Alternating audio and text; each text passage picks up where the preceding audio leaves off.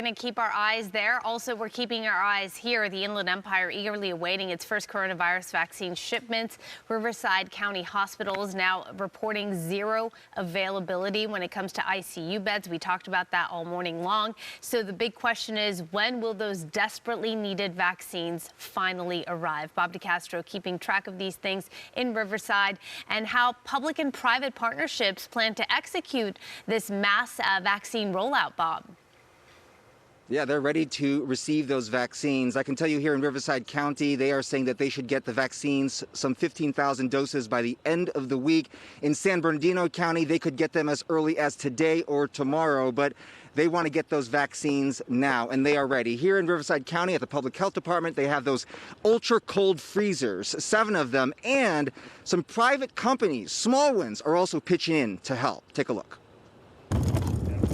For the past 25 years, Bear Ice in San Bernardino has been delivering blocks of ice and dry ice to restaurants and bars all across the region.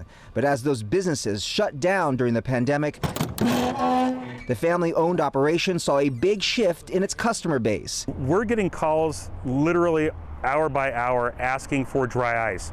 Ice became a critical need for hospitals and standalone COVID-19 testing centers. These folks were specifically looking for ice for their workers, whether it be nurses, whether it be folks who were doing testing at the facilities, for their Gatorade, their water, their food.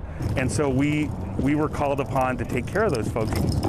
And now the company is just one of a few in the Inland Empire being called upon to help distribute COVID-19 vaccines, which must be stored in ultra-cold temperatures. Most of the vaccines that we know of today need to be kept at sub-zero temperatures, anywhere from -80 to -114 degrees Fahrenheit.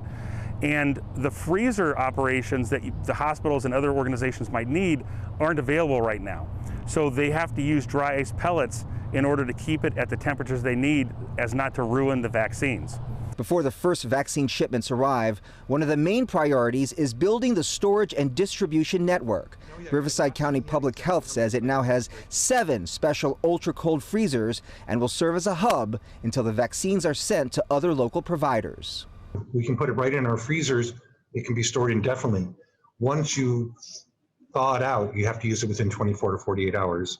Once you mix it, you have to use it in 6 hours. Being able to know that we are playing a major part in the fight against COVID-19 is special. Taking the vaccine to the final stretch on the front lines and determined to meet an urgent demand.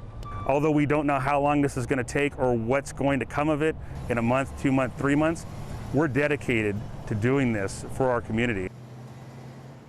And Bear Ice is saying they could see a shortage in dry ice because demand for dry ice is so large with all the vaccines coming in. So things like restaurants may not be getting dry ice in the near future. They will be used in this fight against COVID-19. But really interesting, Araxia, you've got, the vaccines coming in by plane, FedEx, UPS distributing to various parts of the Southland, comes here to this hub, and then even small companies pitching in like Bear Ice to make sure it gets to providers. Yeah, everyone has one goal, one mission right now, working together to get this done. Bob, thanks so much. Appreciate it.